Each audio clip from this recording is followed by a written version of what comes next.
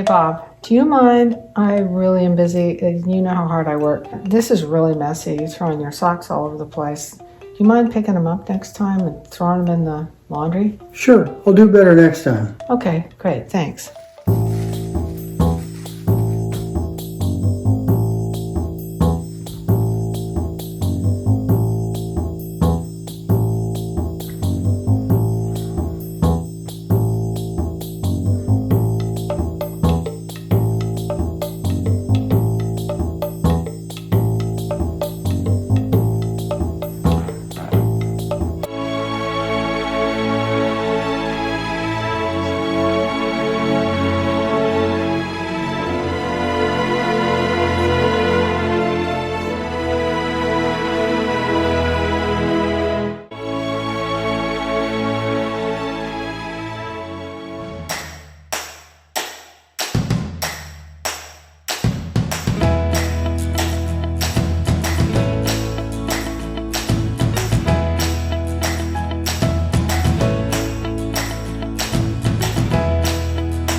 Hello everyone, welcome back to the Fascinating Womanhood channel, where we talk about all things that have to do with femininity and building strong, long-lasting, loving relationships. I am Cherry Lynn, and I'm here with my mom, Dixie Andelin Forsyth. Hi. Hi. So today we are talking about the lazy man.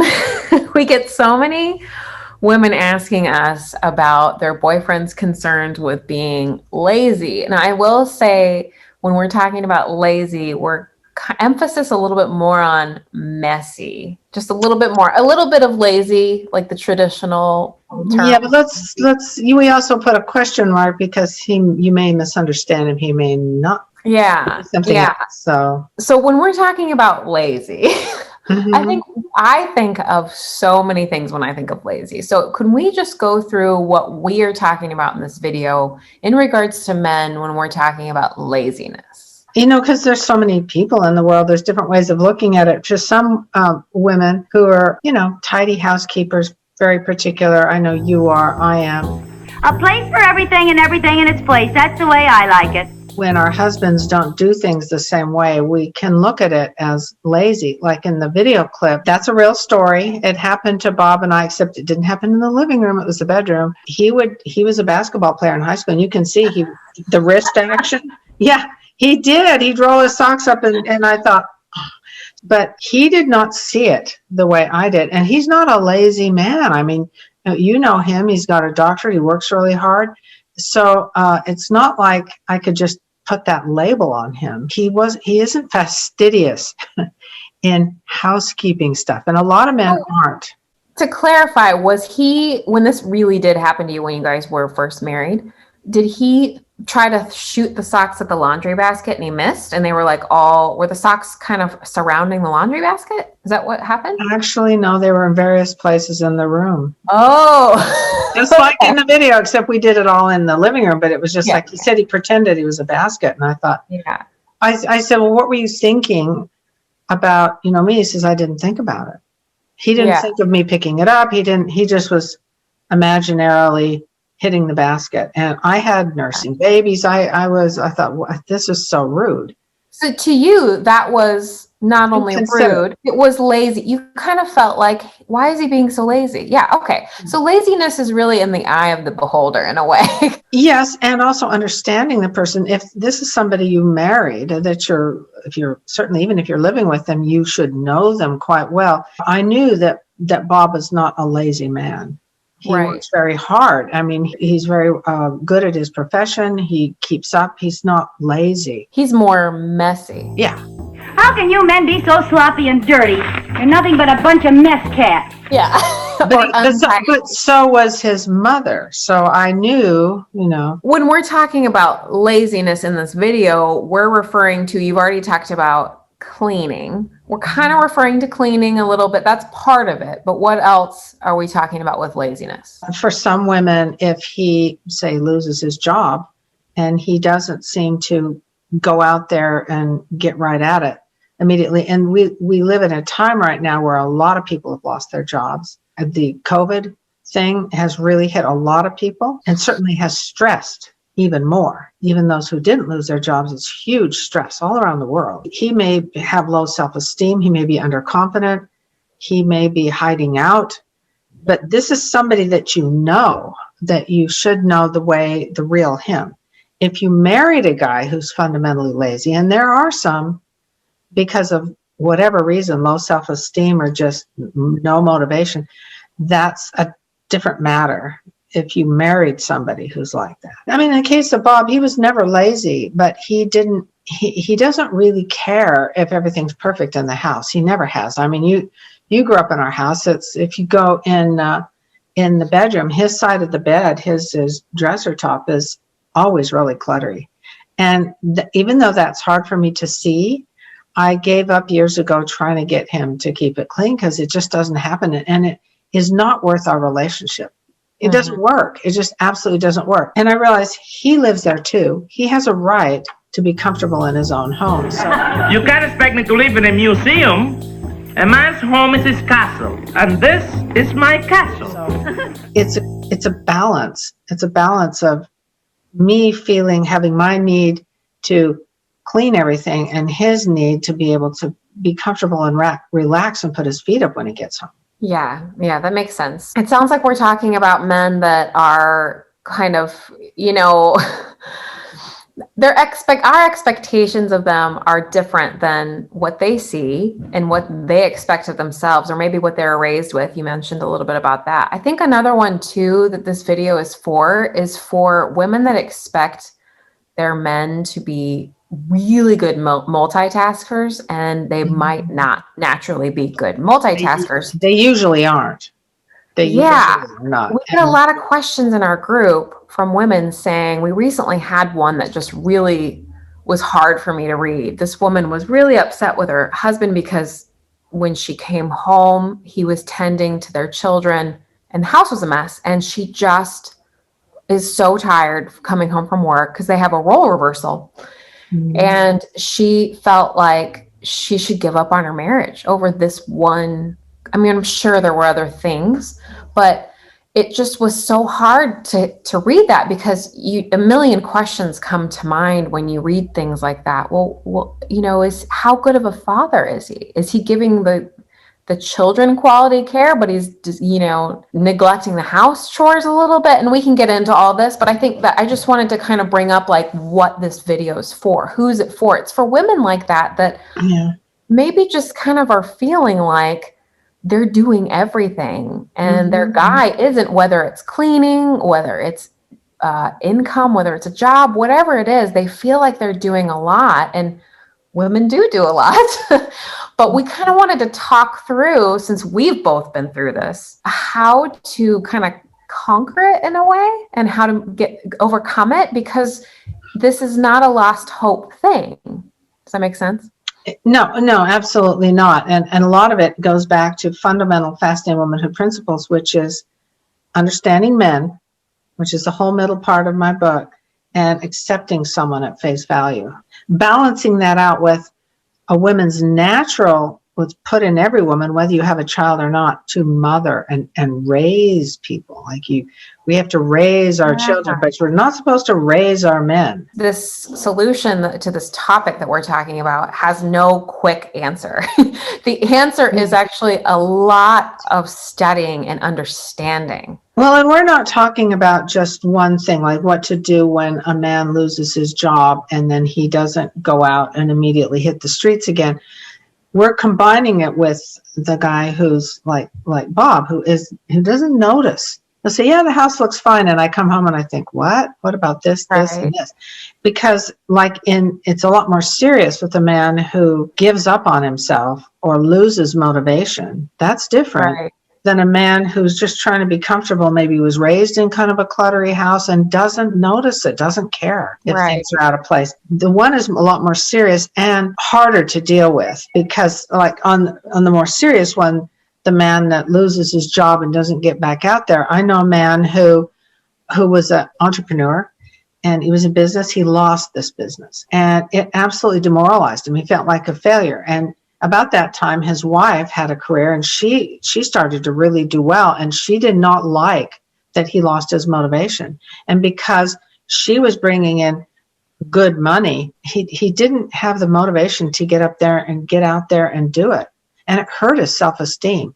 And she tried so many ways to, quote, motivate him to do it. But the problem was his feeling like a failure. If she hadn't had the money and made the money, he would have forced himself, but he didn't have to.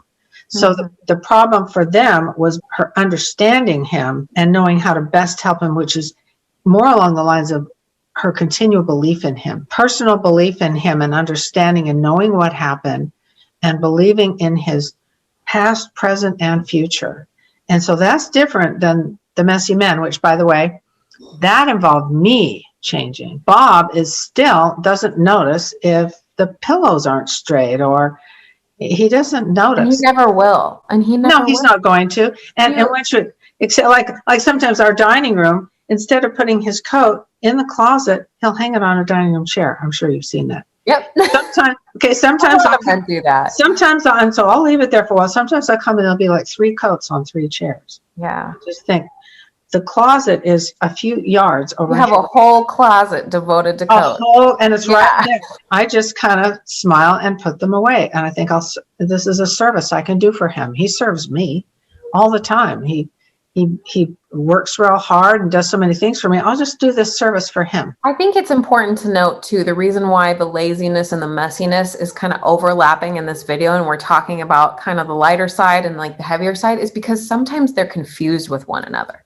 Sometimes we think that the lazy man is lazy and he's actually messy. And sometimes we think that the messy man, literally messy life, messy behaviors, is just messy, but he maybe is going through a tough time.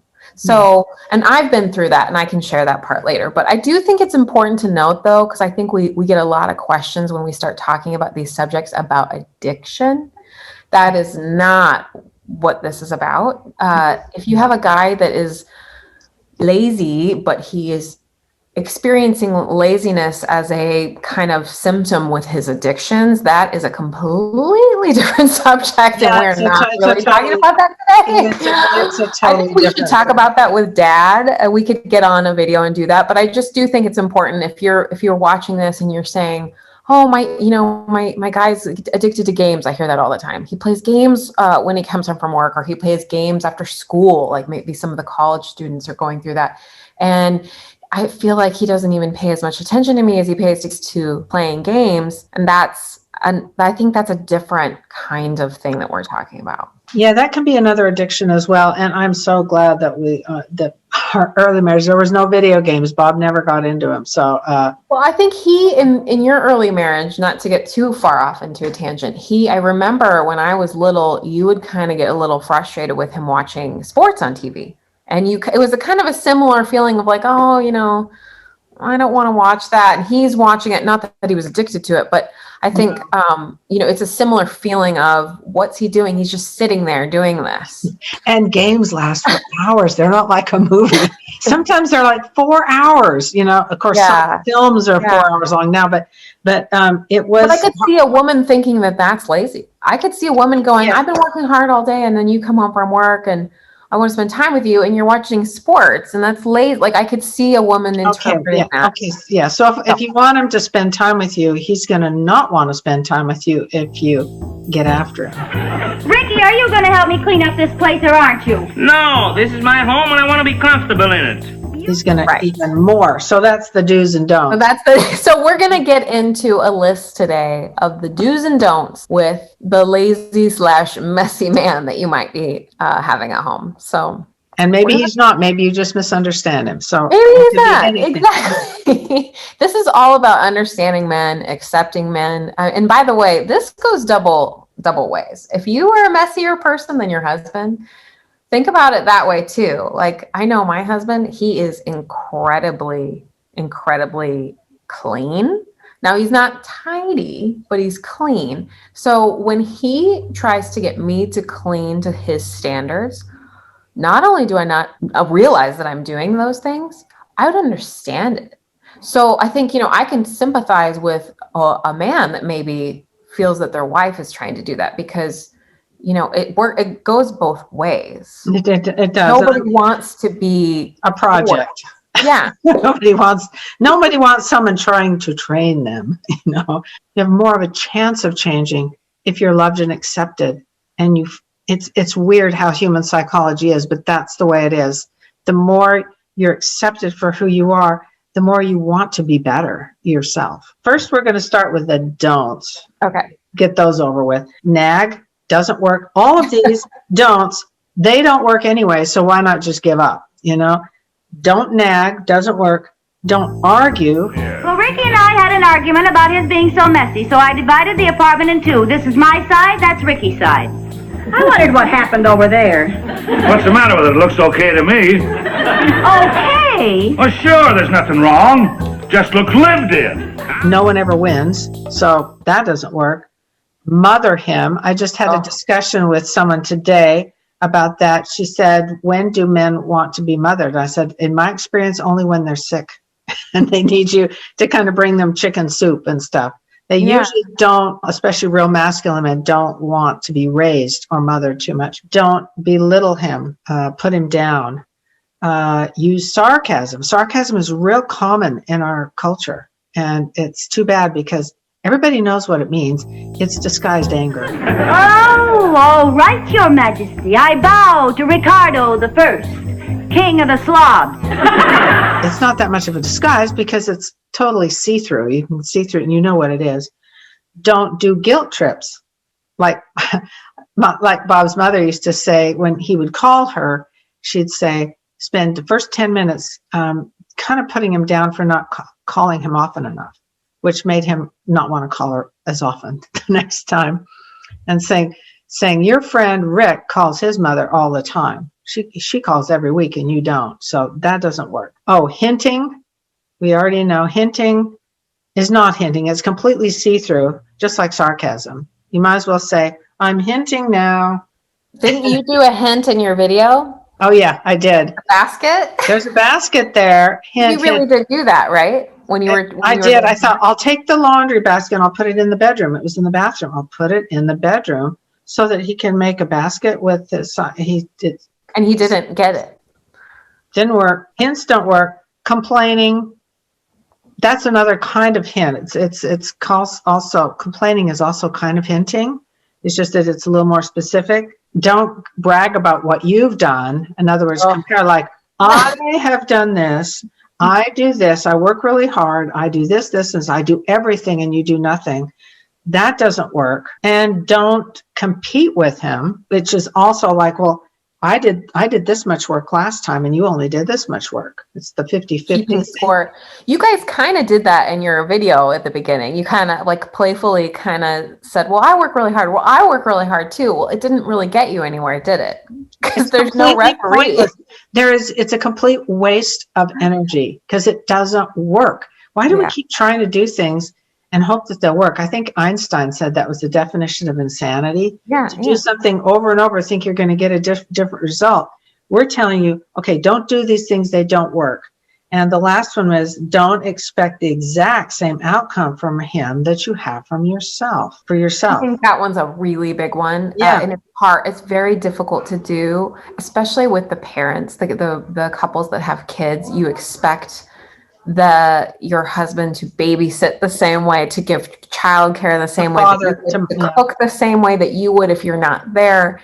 And expecting that you're going to be waiting forever to meet those expectations. Mm-hmm. And if your expectations are up here and you don't get what you expect, because you're probably not, you're going to fall into the nagging and you're going to fall into the mothering and the arguing. And it's just going to be a slippery slope. And then your relationship suffers, and you definitely don't want that. So in terms of the career and the guy that is in between, because I think some of these don'ts, you automatically kind of think of the messy thing. But as far as the in-between guy, like let's say he's lost his job, we hear that all the time, the guy that was laid off. I think a lot of these things do still apply, especially the competition part or the belittling part. Well, I'm going to work every day and I'm bringing the income in now and you're not. That kind of stuff is not going to wake him up. It's just going to make him push you further away. Well, and think of the big picture too. In the course of your lifetime, you're on the younger end, I'm on the older end.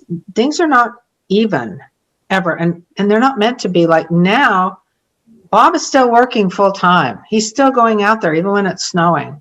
And my kids are grown, so I have more time to, well, because Fascinating Womanhood, not as much as I thought, but to do some of my art things. So it's not even. Some days he works way harder than me. Some days I work harder than him. Yeah. And that's okay. Evenness. I don't know where we get the evenness thing, because I don't either. it isn't part of this world. It just isn't part of it.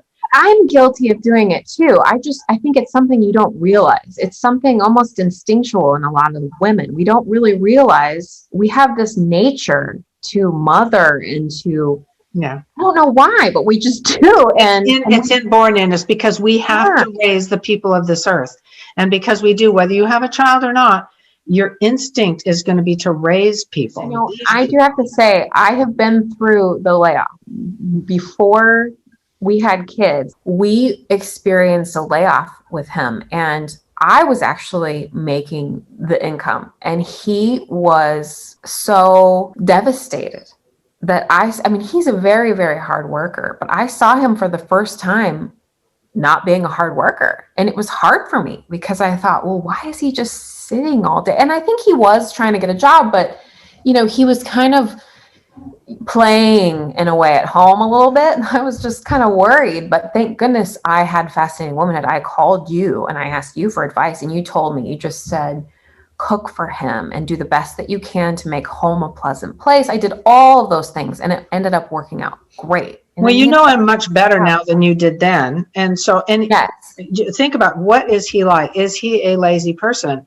And if you look in his past and think, not really. Yeah. So he's going through something. And then your instinct might be, well, if I pamper him and support him, he won't ever get up off the couch. That isn't true. Right. If you believe in him, if he's your hero and you find ways to support him, and you know he's not a lazy man. Like, we all know some people who truly are like, gosh, that guy's never done anything with his whole life. Then that's the best thing you can do. So now we can get into the do's. It's all fun. Okay, do's. I know some of these are taken from what I do. Take a trip down memory lane. Think about him and what he's like, the things he said to you, the things he's done for you, and remember how you felt when he asked you to marry him, all of that. And I do it sometimes daily. I think it's important to strive to do it daily, especially if you're going through a rough patch. And next one is to pick your battles. And I do this all the time. I just think, okay, this is annoying me. Is this a hill I want to die on? Do I really want to win in this situation? 9 times out of 10, no, it's not that important. Let it go. Like someone leaving their shoes out, or not putting dishes in the dishwasher, or even in the sink. And it's a constant thing. Just let it go. Is that a hill you want to die on? You know, I have to say this one's really, really important for me. And I can definitely attest to this one really working because, like I mentioned earlier, my husband's really, really clean, but he's not the most tidy. His mom is like that. So I love that you pointed that out earlier, that Dad's mom is like that, because it's like, oh, there's a little pattern here. You know? But he was raised with it. He learned it. It's a pattern. I'm not a big fan of clutter. I don't like things laying around. So I tend to kind of get this anxiety when I see clutter everywhere, and I just have had to learn to just do it. Okay, and for me and for you, I think, and for a lot of us out there, when life is stressful, and it is, especially now for many of us, for me, feeling safe is looking around and everything being organized, because life out there is not organized. Exactly. That's how I feel. Yeah. And so our need to have things tidy is tied to our sense of safety, security. Yeah. And realizing that, and just like, well, that's not his is different. So if I want it that way, I just do it myself. You know what's interesting about this whole subject is that sometimes you will let things go and you will pick your battles, and he'll end up noticing how hard you're working, and he'll end up starting to help you a little bit. And not that that's the goal, but I know that's how it's been with me. I have been I'm just going to let this go, the tidiness thing. And I've noticed he's been helping more. Don't need any warning, she's the best little housekeeper you ever saw. Everything is always as neat as a pin. And I'm really glad you pointed that out. That's true. And also, you notice when you let it go, there's a burden that's taken off your chest. I'll just take care of it. So it's tomorrow. I can do this. Yeah, that's okay. The next one is talk to him. Share your feelings, not anger or anything. Share your feelings and be direct about what you need help with. It would really help me if you would do this. And then if he doesn't do it, like in the sock thing, just be patient and talk to him and say, "This is really important." But you can't say it's really important to me that you be as tidy as me. That's not fair. Right. I think it needs to be specific. And I love in your video how you said, could you, pick your socks up? You were specific, and he still kind of struggled with it for a while, but eventually he caught on. I know it took a long time. He doesn't even remember doing it. That's why it's so funny. But as far as talking to him about more serious things, like let's say it is the career ambition thing that we've kind of been referring to throughout the video.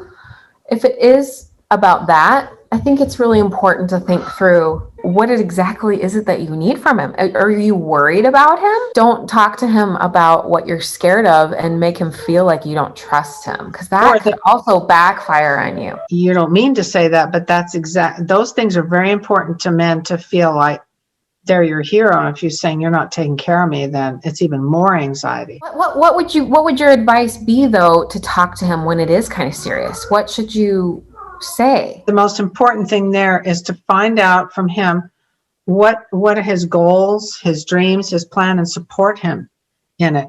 Not instruct him. Like somebody asked me the other day, "What do you do if your husband's getting fat?" I said, "Well, he knows it more than you. He looks in the mirror. You don't have to tell him he's gaining weight. He knows it." So informing him just makes him more self-conscious. And we're focused here at Fascinating Womanhood on doing things that work and help build your relationship and not kind of erode it. Doing things that don't work is just going to not only not work, but undermine your relationship. Another one is to treasure hunt for his strengths. When you're feeling afraid that he's not taking good enough care of you, treasure hunt for his strengths and express your admiration specifically for those things daily. That helps build his confidence. Because if you married a guy who's not normally lazy and normally is ambitious, chances are he's feeling underconfident, maybe rattled by am I a loser? That kind of thing. The last thing he needs is for you to say, "Yep, you are." That doesn't work at all. Another one is to spend more quality time together if you can, even if it's pillow talk. It doesn't mean you have to go out and spend money or anything, where you actually listen to him and talk with him and how are you feeling and what's going on, so that you understand him better. You are the biggest cheerleader of him. Maybe first, and we didn't put it first, but accepting him for who he is, where he is at that time. And it's a big thing in Fascinating Womanhood, is accepting someone at face value. And what do you mean by that? Accept him like, okay, my husband, he's not the most tidy. He's a little cluttery. He has these qualities, and I don't keep trying to get him to be like me. A lesson I learned years ago is if he was exactly like me, then he'd have the things I don't like about myself too. The fact that he is so much less tidy, he's also more of a relaxed personality. He's also not high strung. And so I can't have it both ways. I can't have him be the OCD person I am and be the lovable, always in a good mood kind of a guy too. You can appreciate the advantages of the way he is now. I think accepting someone has a lot to do with understanding them first. Before you can accept them, you have to really figure out, well, who is he really and why is he that way? And okay, now that I understand that about him, I can accept it in him. But accepting a person is accepting him where he's at, because that's exactly what we want. We want to be accepted. If your husband said to you, "I don't care if you ever change it, I love you exactly like you are," what a relief that is. If we heard that, well, they also need to feel that way, and for you to believe it, not just say it, but actually believe that if you didn't ever become any better, I feel lucky right now. Well, and I'm glad you bring that up too, because what was he like when you married him? Was he this complete neat freak and then he's all of a sudden changed? Like, he probably was that way when you married him and you just didn't care, or you didn't notice it as much, and now you notice it. Now we didn't live together or anything like that, but I didn't care. I mean, I went into his apartment. I could see that he wasn't, but I didn't care. I was just crazy about him. And that's what I focus back on now is I don't care. I just want him. I want him to marry him. So here's another one. Do support him with your actions, even if he's in between jobs. You obviously didn't marry a complete loser. He needs you to recognize the good things he's done and understand what might be going on with him. Maybe he's demoralized. Look at him, try to understand him and figure him out. And by supporting him, you don't look at him with critical eyes. That look, the eyebrow, or any of those little things you do, the hints, all of that ends, and you try to look for ways that he might need help, whether it's in just understanding him, loving him, assuming he's figuring it out. I think ambiance is a big one here. If you can make your home a sanctuary for him, even if you are just feeling these feelings of resentment, or maybe you're afraid, and this might apply a little bit more to the serious side of the laziness thing, making your home kind of an environment and a sanctuary that's peaceful will help him to kind of figure out, like, let's say he was laid off. If he's in a peaceful home environment where things are positive, he'll probably feel a lot better about digging himself out of that hole. Yeah, and men do get in holes. We get in holes, and they need you more than ever when they're in a hole. So now that we've gone through the do's and don'ts, what about the women who work full time? There's a lot of dialogue out there about 50-50. You hear that all the time. Well, I'm doing this, therefore you should do this. What do you think about that? I know role reversal is kind of a whole other subject, and we did do a video on that, but I think it's important to kind of touch on it a little bit, because what about those situations where you are both working? Maybe you don't have kids. If you don't have kids as yet, or you never can or will, the 50-50 thing can work better. Children change everything, as you know. And even if you do, who's the scorekeeper? There's not a third person. There's no referee in that 50-50 deal. Who makes sure that it's 50-50? If you do, you risk being the object of resentment. You're not going to be appreciated for saying, hey, this is 50%. It doesn't work. It'd be great if it did, but it doesn't. So we're going with the things that actually works. What you can do is you can do the best that you can and do as much as you can, and try to let other things not have your standards quite as high on things that if you think, well, I've done all I could do today, then you may have to let some things go. Even before my husband and I had kids, we kind of did the 50-50 thing, but it was never really 50-50 because I was more so in the spot to cook because I came home first, and I have higher expectations with tidiness, as I mentioned earlier. So yes, he put in his portion. I think it was more about strengths. He put in his portion, his strengths, fixing things in the house, those kind of things. I probably did more work per se, but I never would have expected him to do those other things because I knew he was doing the best that he could. And then, like you said, with kids, it totally changes everything. Yeah, it does. Yeah, good luck with the 50-50. Yeah. So doesn't work. What do you think about the alpha woman marrying the beta man and how that relates to all of this? They may have a special challenge if they married a beta man. He still needs to be your hero.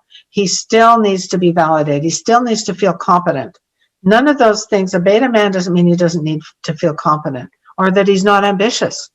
He's just more sensitive about relationships and maybe likes things more that are artistic or philosophical and maybe more of a bookworm or something like that. But that doesn't mean he can't be intensely masculine. And by the way, once in a while, maybe it doesn't apply to you, but it did to me, making sure that I am not being the lazy one. I don't want to have to pick up his socks. I don't want to have to make the bed because he left. I don't want to have to do this or that. And I think I'm just not going to be that kind of person. I'm just not going to. I think I can do this. It's not a big deal. Why does it bug me to have to sweep up something that someone dropped on the floor? That's such a good point. Like, who's the lazy one? I had to recognize that. Sometimes I thought, I don't feel like doing this. He should have done it. And this isn't about like the master-slave relationship. No. This is about the serving relation, the relationship that you have with service for each other. If your husband, let's say you're not working, your husband's at a job all day, he is showing that service to his boss and to the people he works with.